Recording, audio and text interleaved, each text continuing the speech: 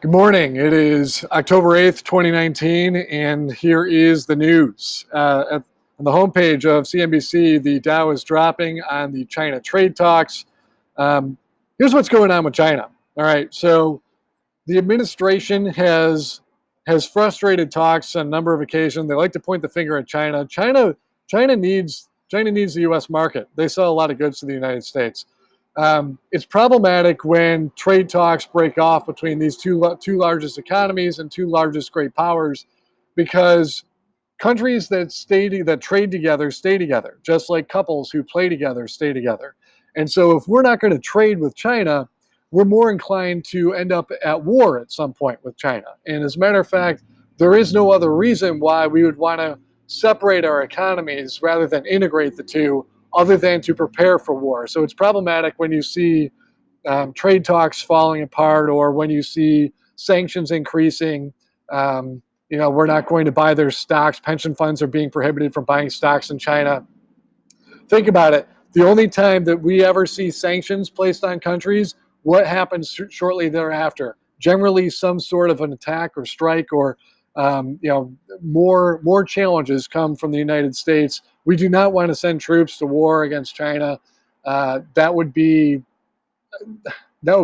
just a horrible thing to do, when we would all be much better off just by trading and staying together. So that's the first one I wanted to cover. The second one is we have. Let's talk about the impeachment. Okay, now I know this is a highly charged issue. A lot of people are supportive of Trump. A lot of people are opposed to Trump. Quite frankly, I support the Constitution, and anybody who is trashing the Constitution, I'm opposed to. I don't care what party you were part of. I am an American. I am not a Republican, and I am not a Democrat. I am not a liberal. I am not a conservative. I'm an American, and I'm a constitutionalist. And any American who cares about the rights should feel the same way. What's going on in this situation is that the administration has blocked the ambassador to the European Union from testifying against the Trump administration with regard to the Ukraine call. Now, why is this important? Well, it's important because, again, the American people have a Third Amendment right to privacy. The government has no right to privacy whatsoever, and yet the government repeatedly uses classification on the intelligence side and defense, as well as the administration chooses to use something so-called executive privilege in order to keep information from going public, and that is just not right. Now let's go into the specifics of this story. Specifics of this story is that Ambassador Sondland had previously agreed to testify in front of the House Intelligence Committee in front of a closed-door hearing. Now, it's good that he testifying is a good thing. We want to know what happens behind closed-door hearing. Listen, that's unnecessary. The American public deserves to know what's going on, and it's just simply wrong for this information, for any information, quite frankly, to be viewed as classified. The Democrats are rightfully seeing any attempt to interfere with the impeachment inquiry as evidence of obstruction. That is the right perspective on this.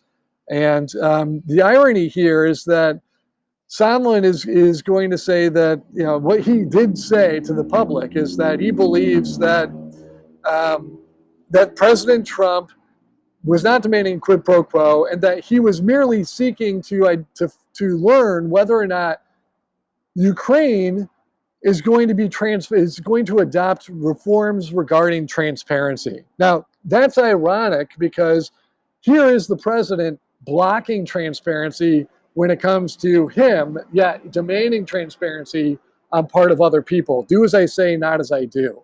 Okay, so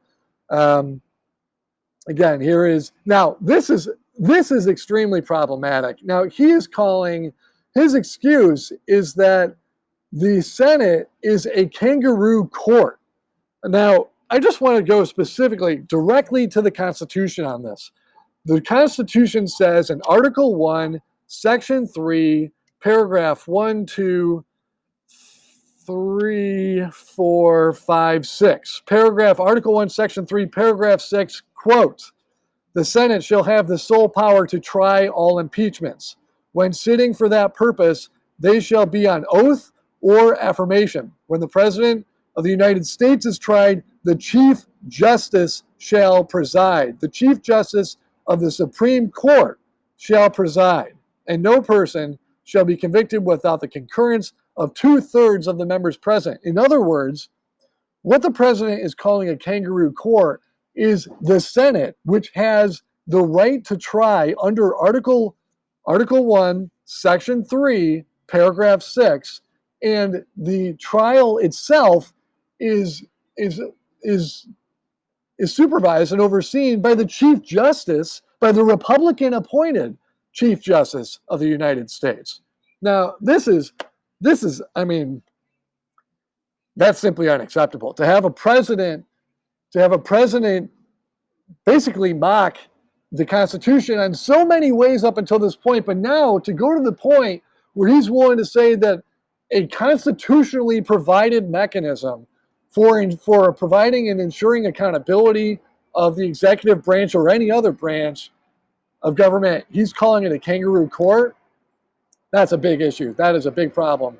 Now, here's something. I'm just going to jump right to another point, and I think this ties together, and this is what makes things concerning. Again, well, actually, before we even get to that, he says, Trump continues and says that oh, here it is, where the Republicans' rights have been taken away. Now, right after the kangaroo court comment, he talks about how the rights have been taken away. Mr. President, you are the President of the United States. You have repeatedly used executive privilege in order to accomplish whatever you want without regard for the Senate or the House. In this matter, if you are truly concerned about the rights of the people or the rights of the Republicans in this case, then use your executive privilege, executive order to repeal the Patriot Act and reinstate due process, which you yourself called on February of 2018. You questioned whether or not we had due process, and I mentioned that in my book, and it's one of your tweets. Do we not have due process anymore in this country? No, Mr. President, we do not. And it's because of that Patriot Act, which you have allowed to stand, that has taken the due process away from the people.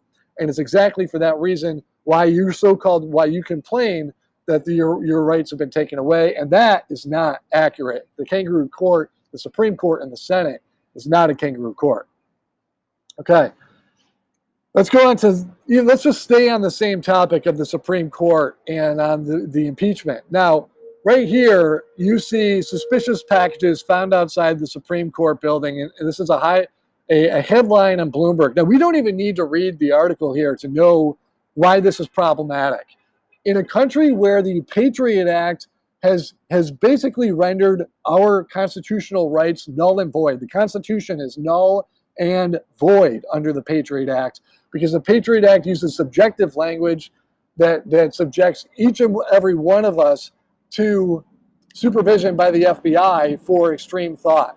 Now, when the Patriot Act is the law of the land and the president is calling the Chief Justice and the Senate, according to the Constitution, a kangaroo court, and you see bombs showing up outside the Supreme Court at the same time that we're breaking off talks with China, this is a big problem, because what this says to me is that someone within the administration is gearing up to go to war with China or somebody else, and at some point, there's going to be another domestic terror attack, and it may be targeted against the Supreme Court, and this will be used as a cover to suspend law and implement martial law, in which case the Supreme Court will no longer have jurisdiction. And this is extremely problematic. It may sound far-fetched, but believe me, folks, this is not that far-fetched. All this ties together. We have to watch out for that. A bit of good news. Oyster reefs are making a comeback by protecting coasts from ravages of climate change. Okay, so when we take action against climate change, we can see positive results. That's a good thing. A bit of bad news related to climate change. Okay, so right here, a foot of snow is forecast to bury crops in the Great Plains in Canada. Again, this goes on. This is a continuation of the story that I covered yesterday. Crop yields are expected to drop as a result of the change in weather. That's going to show up in the markets, and that's going to also show up in prices at the grocery store. So we may, the next recession could be a troubling one if it ends up hitting food prices and we end up seeing dramatic food shortages show up, not just in the United States, but around the world as current crop yields are projecting to happen. And finally, if you want to know where to get the Constitution, hey, look, you can go on Amazon. This is the Constitution that I purchased. It's super small. It fits in your pocket, and it's accurate. Um, I did a quick search online for the impeachment article, and it showed the wrong section of the Constitution. And so I just don't trust what I see online anymore. You have to go to the source if you're going to get anything. Anyway, I know I went a little bit long today, but there's a lot to cover, and it's important that we talk about these things. Now, there was one more request, and let me see here. Well, we'll just go back and we'll cover that.